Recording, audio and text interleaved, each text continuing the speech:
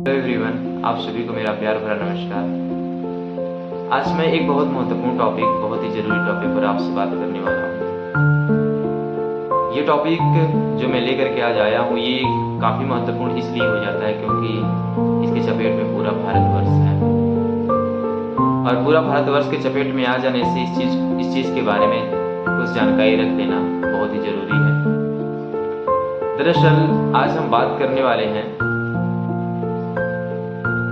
Eye flu के बारे में, जो एक महामारी का रूप ले चुका है।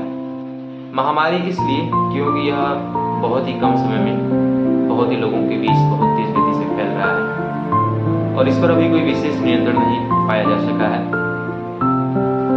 अगर बात करें तो ये बहुत ज़्यादा नुकसान पहुंचाने वाला भी नहीं है, लेकिन इससे बचाव के तरीके और इससे रिलेटेड जो मिथक हैं हमारे समाज में लोगों के बीच, उस चीज के बारे में जान लेना हमें बहुत ही जरूरी हो जाता है। दरअसल जो ये आई फ्लू है, इसे दो और नामों से जाना जाता है, जिसमें इसे रेड आइज भी कहते हैं और इसे कंजक्टिवाइटिस भी बोला जाता है।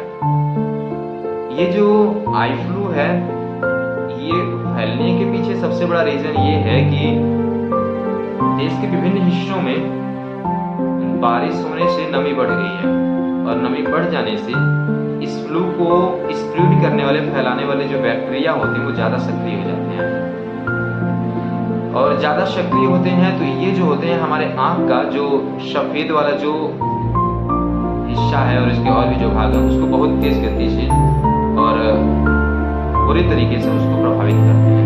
इसलिए होता क्या है कि जब ये फ्लू जब होता है तो हमारे आँख से पानी आना शुरू हो जाता है और इसमें ईचिंग होना शुरू हो जाता है, जलन होने लगती है, हम तेज लाइट में देख नहीं सकते हैं। ऐसे बहुत सारे दर्द भी उभरने लगता है और बहुत सारी समस्याएं हो जाती हैं। अगर बात किया जाए कि इससे बचा कैसे जाता है, कैसे जा सकता है, तो देखिए सबसे पहले मैं आपको बता दूं कि एक मिथक है इसके बारे में जो लोग के अंदर ये घर कर चुका है कि चश्मा अगर लगाया जाए, अगर आई ग्लास लगाया जाए तो अगर कोई अगले व्यक्ति को हुआ है तो उससे बचा जा सकता है। दरअसल ये कोई विशेष मैटर नहीं करता है अगर चश्मा लगाने से कि आप उससे बच जाएंगे, या किसी के आंखों में, जिसके आंखों में ये ऑलरेडी ये जो फ्लू हो चुका है और उसकी आंखों को आपको देखने से आपको ऐसा फ्लू होने वाला है, ये बिल्कुल एक मिथक है और ऐसा कुछ नहीं होता है, ये बिल्कुल मिथक है। एक और मिथक ये भी है कि छोटे बच्चों में ही ज़्यादा फैलता है, तो बिल्कुल ये मिथक है। हाँ, छोटे बच्चों में ज़्यादा फैलने के पीछे एक रीज़न ये हो सकता है कि छोटे बच्चे ज़्यादा सक्रिय होते हैं और बुजुर्गों और वयस्कों की अपेक्षा, और इसलिए उनमें ये बहुत सारी जगहों पर के संपर्क में आते हैं, इसलिए उनमें ये बैक्टीरिया को फैलने की संभावना ज़्यादा होती है।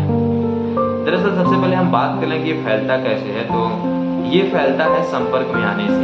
अगर किसी व्यक्ति को ये फ्लू हुआ है, आई फ्लू, और वो व्यक्ति के संपर्क में जब आएंगे तो आपको भी ये फ्लू होने की संभावना बहुत ज़्यादा बढ़ जाती है। एक्चुअली होता क्या है कि जब जिसकी आंखों में जब ये फ्लू हुए रहते हैं तो उसकी आंखों से एक तरल पदार्थ हमेशा स्रावित होता रहता है, तो वो व्यक्ति उस तरफ जब अपने आंखों को छूता है, जब उसकी आंखों में ईचिंग होती है और जब छूता है तो फिर उसके हाथों में वो तरल पदार्थ लग जाते हैं। उसके बाद वो जितने भी चीज़ों को छुएगा तो उसके सरफेस पे वो बैक्टीरिया पहुंच जाते हैं और पुनः जब कोई इसके संपर्क में आता है तो बैक्टीरिया उस तक भी पहुंच जाते हैं। तो ये सब रीजन है इसको फैलने के, ये सब कारण है। अगर बात किया जाए और भी इसके बारे में, तो इससे बचने के लिए यही है कि आप ऐसे लोगों के संपर्क में न आएँ। अगर कोई ऐसा व्यक्ति है जो इस फ्लू से अगर प्रभावित है तो उस व्यक्ति से आप दूरी बनाए रखें।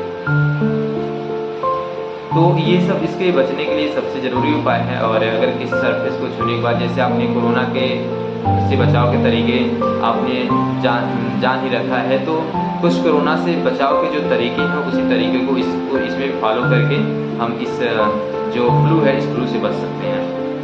अगर बात करें कि मतलब इस फ्लू से निपटारा पाने के लिए इसके लिए स्पेशल कोई मेडिसिन है, कोई दवा है, कोई ड्रॉप है, तो देखिए कोई स्पेशल मेडिसिन, दवा या ड्रॉप इसके लिए नहीं है। और अगर बात किया जाए कि ये कितने कितने समय तक ये रह सकता है, अगर नहीं कोई दवा है तो कितने समय तक ये प्रभावित कर सकता है। तो देखिए इसका जो टाइमिंग है वो 1 वीक, 1 सप्ताह तक ये आपकी आंखों को प्रभावित करेगा। उसके तत्पश्चात ऑटोमेटिक ये ठीक हो जाता है। इसमें कोई विशेष दवा की आवश्यकता नहीं होती, ड्रॉप की आवश्यकता नहीं होती। लेकिन यदि आपको अगर चाहे किसी को भी अगर इससे बहुत ज़्यादा प्रॉब्लम है, उसकी आंखों में इचिंग ज़्यादा हो रही है और ज़्यादा पेन आने लगा है, तो फिर वो दवा ले सकता है आँख में जो दर्द उसका है या सूजन है उसे कम करने के लिए। और ये नहीं कि किसी से भी आप ड्रॉप ले करके और उसके बाद अपनी आंखों में उसे डालना है, और ये जो है ये काफ़ी खतरनाक होगा। ऐसा करना बिल्कुल गलत है। अगर आपको वास्तव में मेडिसिन लेने की आवश्यकता है, तो अगर कोई भी व्यक्ति है जो इसके बारे में काफ़ी अच्छा नॉलेज रखता है, मतलब जो आई का, जो आँख का जो डॉक्टर है, आप उस डॉक्टर से सलाह लें और उस डॉक्टर से सलाह लेने के बाद ही किसी भी मेडिसिन का प्रयोग करें। तो मेरा बस यही चीज़ें कुछ आपको बताने का था। उम्मीद है कि जो चीज़ें मैंने आपके साथ शेयर किया है ये आपको इन्फॉर्मेटिव लगी होंगी, आपको इससे जानने के लिए मिला होगा। तो आज के लिए बस इतना ही, फिर मिलते हैं एक नए वीडियो में फिर कभी। Okay, bye bye. अपना ख्याल रखिए और अपने लोगों का ख्याल रखिए। धन्यवाद। जय हिंद, वंदे मातरम।